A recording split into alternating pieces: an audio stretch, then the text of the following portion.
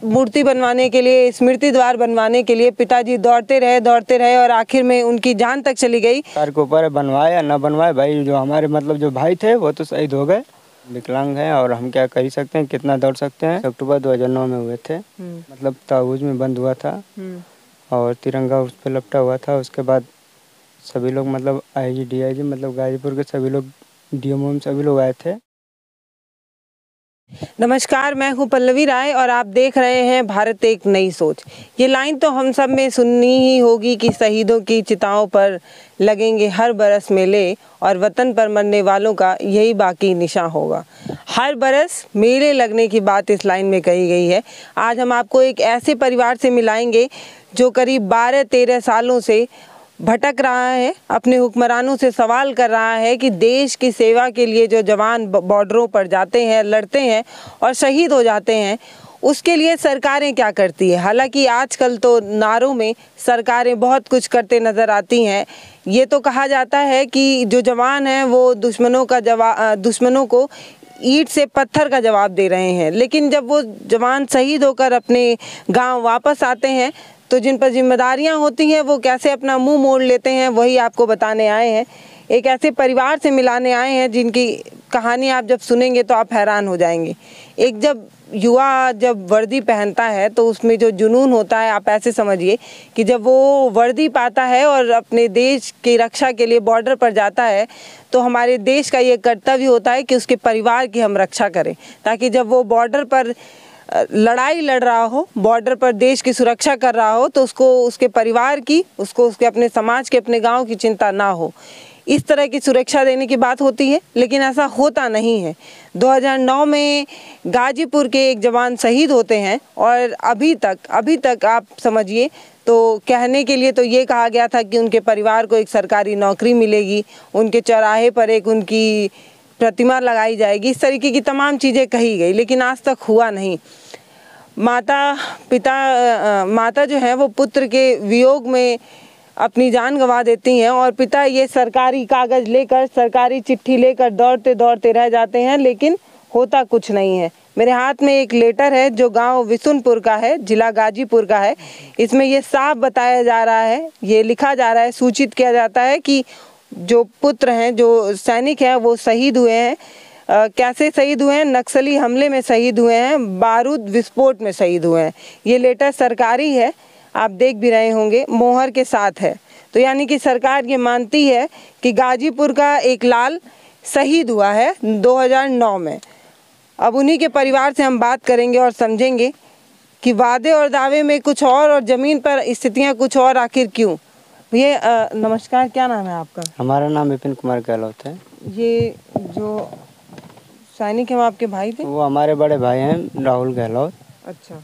और उनका जो शहीद हुए हैं वो 25 अक्टूबर 2009 में हुए थे और उसी के मतलब चलते मेरे माता जी और मेरे पिताजी दोनों लोग एक्सपायर हो गए और अभी तक सरकार कुछ नहीं की है। एक माँ के लिए सबसे बड़ा सुकून तब होता है जब बेटा वर्दी पहनकर घर आता है, लेकिन जब माँ अपने पुत्र की पार्थिव शरीर को देखती है तो उस पर क्या गुजरता है। गांव में आपको बताऊं कहानी, तो ऐसे समझिए कि ये एक ऐसे बहादुर सैनिक थे जो अकेले ही लोहा ले रहे थे। क्या भैया आपको कुछ पता है कैसे हुआ, क्या हुआ? जैसे मुझे तो लोग कहानी बता रहे थे कि वही हुआ है, मतलब जो बारूदी सुरंग बिछा करके वो लोग विस्फोट किया और पेट्रोलिंग पे गए थे। पेट्रोलिंग करते वक्त वो लोग अपने मतलब 4 व्हीलर टर्न ले रहे थे, तभी वो विस्फोट हो गया और उसके बाद वो शहीद हो गए। तो हम लोग को 25 अक्टूबर को पता चला कि मतलब वो आपके भाई शहीद हो गए। तो जब उनके पार्थिव शरीर गांव में आया तो ऐसे तिरंगे में लपेटे? हाँ, तिरंगा में लपेटे हुए, मतलब ताबूज में बंद हुआ था और तिरंगा उस पर लपटा हुआ था। उसके बाद सभी लोग मतलब आईजी डीआईजी मतलब गाजीपुर के सभी लोग, डीएमओ सभी लोग आए थे और एक विधायक थे, वो उनका नाम नहीं याद है, पर मतलब वो लोग कुछ नहीं किए। सपा की सरकार थी उस समय और कुछ नहीं किए। अच्छा, इनको आपको एक कागज मिला था जिसमें बताया गया था कि चौराहे पे उनकी एक प्रतिमा होगी, मतलब घर में एक सरकारी नौकरी। हाँ, वो सब था, लेकिन मतलब वो लोग बोल रहे हैं कि मतलब आप फिटनेस नहीं है, मतलब फिटनेस वाले लड़के को लेना चाहते थे और कुछ नहीं हुआ अब तक। मतलब वो सोच रहे हैं कि मतलब कोई फिटनेस हो, अगर हम विकलांग हैं मतलब कुछ नहीं कर पाएंगे, इसीलिए मतलब ये सब हुआ। नौकरी नहीं मिला? नौकरी नहीं मिला। चलिए, और मान लिया नौकरी उन्होंने इसलिए नहीं दी और क्योंकि जो हमारे मतलब भाई का जो फंड था, मतलब 2017 से मेरी माता जी एक्सपायर हुए हैं, वो मतलब अभी तक एरियर जो बिल है वो सब नहीं मिला है। और पेंशन देने के लिए बोले थे लोग, तो अभी पेंशन भी नहीं मिली है। पेंशन भी नहीं स्टार्ट हुई, ना लागू किया गया है। और मतलब अभी तक कुछ नहीं किया गया है, ना उनकी मतलब प्रतिमा लगाई गई है, ना उनका मतलब गेट बना है, कुछ भी उनके नाम पे मतलब कुछ नहीं किया गया है। सरकार अभी तक कुछ नहीं की है जी। देखिए, आप ऐसे समझिए कि शहीदों को सम्मान सिर्फ उनके परिवार के लिए नहीं दिया जाता है।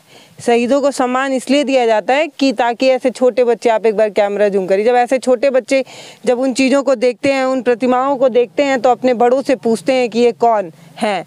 तो बड़े जब उनको बताते हैं कि हमारे गांव के इस परिवार के एक बेटे थे जो देश की रक्षा करते करते शहीद हुए, तो बच्चों के अंदर जोश आता है। अगर आप चाहते हैं कि आपका देश सुरक्षित हो, तो इसके लिए बहुत ज़्यादा ज़रूरी है कि आप सैनिकों का सम्मान करें। सम्मान कागज़ों पर ऐसे ना करें, ज़मीन पर करें। अब मैं आपको बताऊं कि ये परिवार जो है वो ऐसे कागज़ ले लेकर ना जाने कितने दफ्तरों पर दौड़ा है।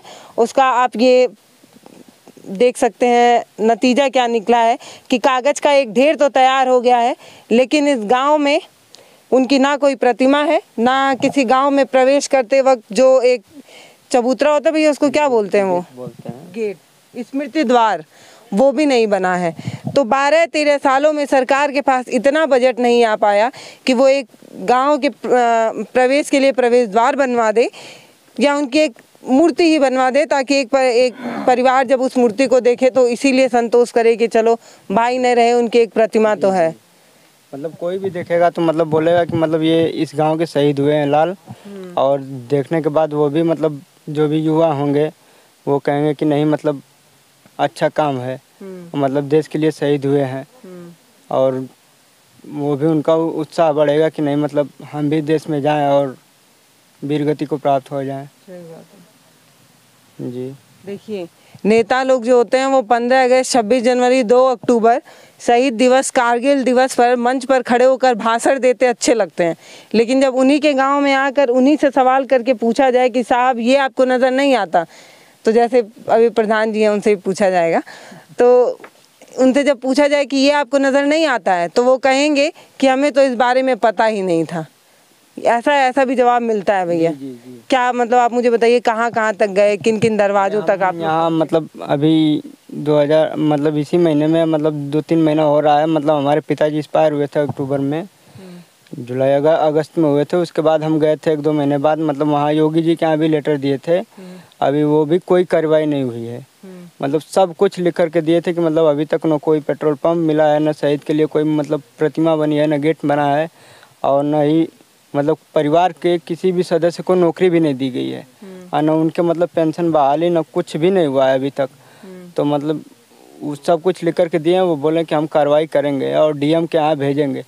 अभी डीएम के यहाँ से आया था, उसके बाद कोई तहसीलदार भी नहीं आया, ना कोई लेखपाल आया, ना कोई कुछ नहीं आया। मतलब कोई मतलब खोज खबर ही नहीं हो रही है कि मतलब क्या हो रहा है क्या नहीं हो रहा है। और उसका हमारे पास एक कॉपी है, फिर वो घर पे है अभी हमारे पास। जी। आप ऐसे समझिए कि मंच पर आपने प्रधानमंत्री नरेंद्र मोदी जी को भी ये कहते सुना होगा कि अगर वो हमारे एक सैनिक को मारेंगे तो हम उनके 10 सैनिकों को मारेंगे। ऐसा जुनून, ऐसा जोश हम इन सैनिकों के बल पर ही लेते हैं। हम सपना देखते हैं कि हमारा देश सुरक्षित होगा, आगे बढ़ेगा, वो इन सैनिकों के बल पर हम देखते हैं। और जब सैनिकों के परिवार जो है ऐसे दर दर भटकते रहें, अब गाँव वालों से ये पता चला कि एक मूर्ति बनवाने के लिए, स्मृति द्वार बनवाने के लिए पिताजी दौड़ते रहे और आखिर में उनकी जान तक चली गई। मैं मृत्यु नहीं कह रही हूँ, जान चली गई। सरकारी दफ्तर पर दौड़ते दौड़ते उनकी जान चली गई, लेकिन वो सरकारी खजाने से एक मूर्ति नहीं बनवा पाए। एक पिता, वो पिता जो बचपन में उस बच्चे को गोद में खिलाए थे, पहले तो उनका पार्थिव शरीर देखते हैं, उसके बाद उनके हक की लड़ाई पिताजी लड़ते हैं, उसके बाद भी नहीं बनवा पाते हैं ना भैया। और आप भाई हैं और आप भी दौड़ ही रहे हैं एक दफ्तर से दूसरे दफ्तर। और प्लस हम विकलांग हैं और हम क्या कर ही सकते हैं, कितना दौड़ सकते हैं। अब वो सरकार के ऊपर है, बनवाए या ना बनवाए। भाई जो हमारे मतलब जो भाई थे वो तो शहीद हो गए, और उसके लिए अब हम क्या कर सकते हैं।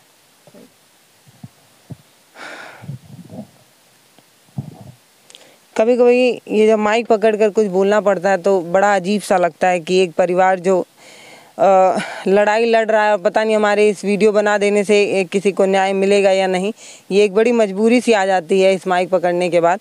आप खुद ही समझिए कि एक भाई जो अपने छोटे भाई के साथ गुल्ली डंडा खेलते और न जाने बदमाशी करते, न जाने कितनी बार डांट सुने होंगे साथ साथ, आज वो भाई उनके साथ नहीं है और उनकी याद में इनके पास कोई स्मृति चिन्ह भी नहीं है।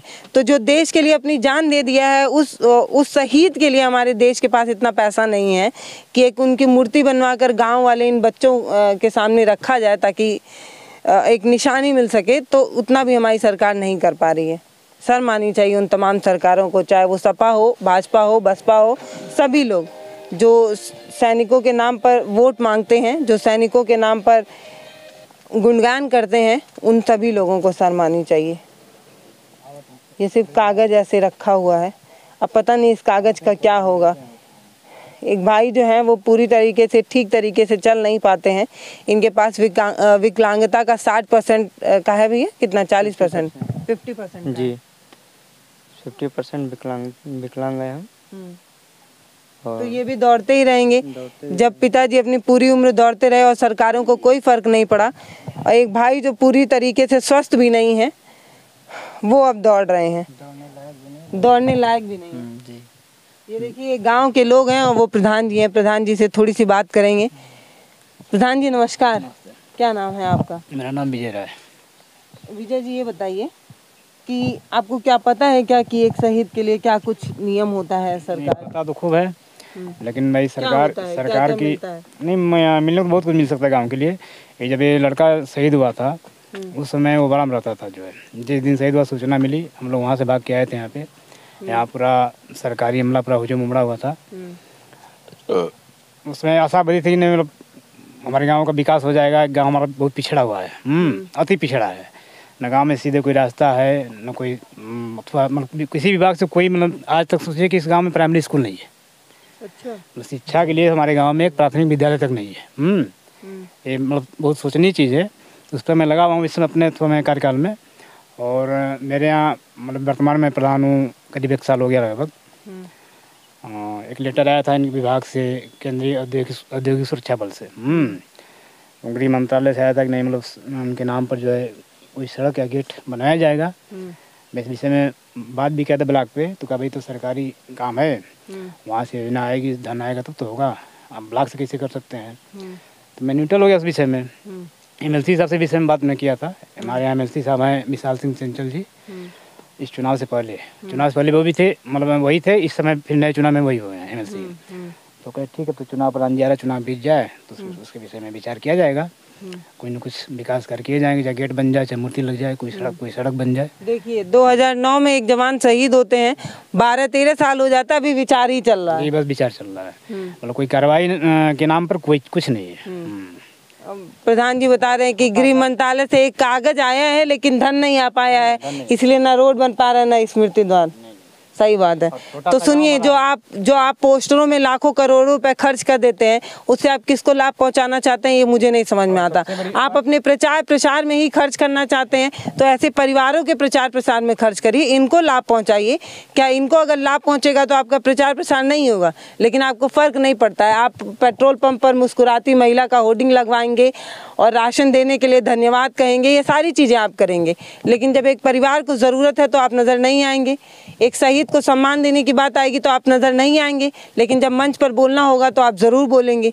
मंच पर आप सैनिक के नाम पर, जवानों के नाम पर वोट मांगेंगे और ज़रूरत पड़ने पर आप नज़र नहीं आएंगे। ये आज एक दिन की बात होती तो शायद मैं यहाँ आती भी नहीं, मैं इंतज़ार करती कि शायद सरकारों की नज़र पड़ जाए, लेकिन जब 12 से 13 साल बीत जाता और किसी को कोई फ़र्क नहीं पड़ता, तब तो सवाल किया जाएगा ना, तब तो पूछा जाएगा ना कि क्यों नेताओं को फ़र्क नहीं पड़ता। एक गरीब परिवार का बेटा जब वर्दी पाता है तो उसके परिवार के साथ साथ उसके गाँव को भी खुशी होती है, लेकिन जब आप सोचिए कि जब ऐसे लोग नज़र फेर दें, कोई आया नहीं उसके बाद। और नेताजी जो है अभी जल्दी ही अभी प्रधान बने, 1 साल हुआ। 1 साल लगभग हो गया क्या है। करेंगे आप? कुछ करेंगे कि आप भी इंतजार करेंगे? सबसे बड़ी बात मजबूरी है हमारी कि देखिए, आप ऐसे समझिए कि इनके साथ ना पिता नहीं, पहले आप मेरी बात सुनिए, इनकी ना माता रही ना पिता रहे, ये पूरी तरीके से स्वस्थ नहीं है, आप पूरी तरीके से स्वस्थ हैं, तो थोड़ा मदद तो करेंगे ना? हमारी बात सुनिए, देखिए पर्सनल मदद तो मैं कर नहीं सकता भाई, कागज तो दौड़ा सकते हैं। वो तो करेंगे, वो तो हम पक्का करेंगे। मैं बताऊं सबसे बड़ी बात कि हमारा गांव बहुत छोटा है और यहाँ की निधि भी बहुत कम है। मतलब 3 महीने में 44,800 रुपया आती है निधि, जब मात्र 44,800 रुपया। उसमें ग्राम प्रधान तनख्वाह हो गया 5,000, 6,000 पंचायत सहायक तनख्वाह हो गया, 6,000 सामुदायिक शौचालय की जो सुरक्षा रही है उसकी हो गई, तो 6, 6, 12, 5, 17,000। 3 महीना तनख्वाह हो गया 17,51,000। मैं तो आपसे हिसाब ही नहीं मांग रही हूँ, मैं पूछ रही हूँ ना अब नहीं देखिए आपकी लाइन से मैं ये कह सकती नहीं, मैं बता रहा हूँ आपको, मजबूरी में बता रहा हूँ ना, क्या करूंगी हिसाब लेके आप? मजबूरी में बता रहा हूँ आपकी। मैं तो आपको कुछ कह नहीं रही हूँ, मैं बस ये कह रही हूँ, ये कर रही हूँ मेरा सुनिए आप कि 44,800 रुपये किस्त आती है, उसमें मैं गाँव का विकास कराऊंगा, कि मूर्ति लगवाऊंगा, कि सड़क बनवाऊंगा, कि गेट बनवाऊंगा, कि तनख्वाह बांटूंगा जो है, मतलब पंचायत सहायक की तनख्वाह दूंगा, सामुदायिक शौचालय, उसमें क्या करूँगा? इन्होंने अपनी बात की शुरुआत में ये कहा कि ये गांव बड़ा छोटा सा है, तो एक छोटे से गांव से आने वाला एक बच्चा जो देश की रक्षा के लिए अपनी जान दे देता है, उसके लिए ना सरकार के पास इतनी निधि है, ना जिम्मेदार लोगों के पास इतना टाइम है कि वो उसके लिए लड़ पाएं। अब नेताजी कह रहे हैं कि हम कहाँ कहाँ दौड़ेंगे। नहीं, दौड़ मत, देखिए अगर कोई भी हमको जहाँ भी सूचना मिलेगी नहीं जाना इसके लिए तो हम चलेंगे, ऐसी बात नहीं है, इनसे आगे हम चलेंगे उसके विषय में। और हमारे गांव के लिए कुछ विकास के लिए कोई लाभ मिलता है हमारे गांव के लिए इनके नाम पर, तो हमको खुशी होगी जो है, चाहे वो स्मृति द्वार बन जाए, चाहे इनकी मूर्ति लग जाए, चाहे कोई सड़क बन जाए, वो हमारे गाँव का विकास न होगा, इसमें पीछे नहीं हटेंगे। देखिए, आइंदा किसी 15 अगस्त, 26 जनवरी, 2 अक्टूबर, कारगिल दिवस, इन सभी पर अगर आपसे कोई नारे लगाने के लिए कहे तो आप एक बार सोच कर देखिएगा कि जो बॉर्डर पर जवान खड़े हैं आज भी, जब यहाँ इतने देर का लेक्चर दे रही हूँ उतने देर में भी कोई ना कोई जवान शहीद हो रहा होगा।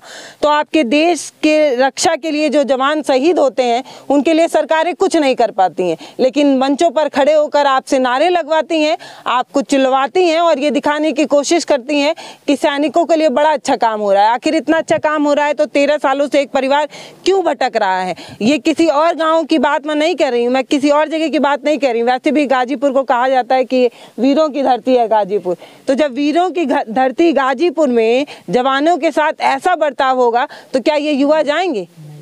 अगर ये युवा जाना भी चाहेंगे तो इनके माता पिता इनको नहीं जाने देंगे। जब आप देश के लिए अपनी जान दे दें उसके बाद देश को कोई नहीं फर्क पड़ता, देश के नेताओं को कोई नहीं फर्क पड़ता, तो ऐसे युवा को ना उनके परिवार वाले खुद नहीं भेजेंगे, ये मैं गारंटी दे रही हूँ। मुझे भी लगता है डर। आप सोचिए कि जब आप ऐसे युवा नहीं जाएंगे तो देश की रक्षा कौन करेगा? जी, सही बात है। जब इसी तरह व्यवहार रहेगा सरकार का, इसी तरह से उनका मतलब सब कुछ रहेगा नियम कानून, तो कैसे होगा जो है, कौन जाएगा फोर्स में जो है? सही बात है।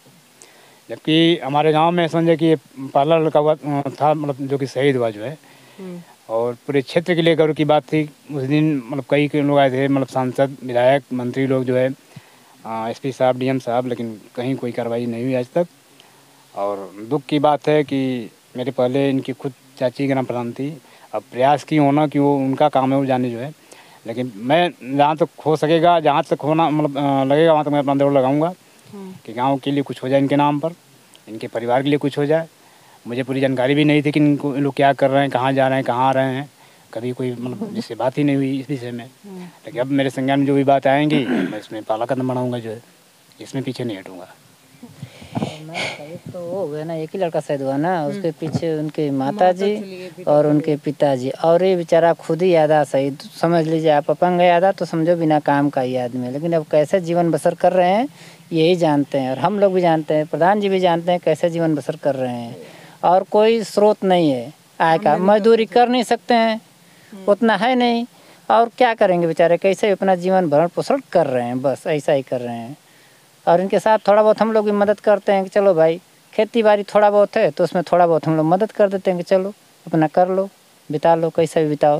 लेकिन हाँ, थोड़ा सरकार को ध्यान देना चाहिए ऐसे लोगों पे। ऐसे समझिए कि भारत के मैप में ये गांव एक छोटे से बिंदु के बराबर भी आता होगा या नहीं, ये मुझे नहीं पता, लेकिन इसी गांव का एक युवा देश की सेवा के लिए वर्दी पहनकर निकलता है और सीने पर गोली खाकर वापस चला आता है। लेकिन देश क्या देता है? देश खाली कागज दौड़ाता है, देश को जब करने की बारी आती है तो वो कागज पत्तर दौड़ा दौड़ा कर पहले माँ की जान ले लेता है, फिर पिता की जान ले लेता है, और एक छोटा सा भाई बचा है जो 50% विकलांग है, वो भी दौड़ रहे हैं, आखिर में उनकी भी जान ले लेगा। लेकिन ये सिस्टम कभी किसी को न्याय ही नहीं दे पाता है, ना जाने क्यों।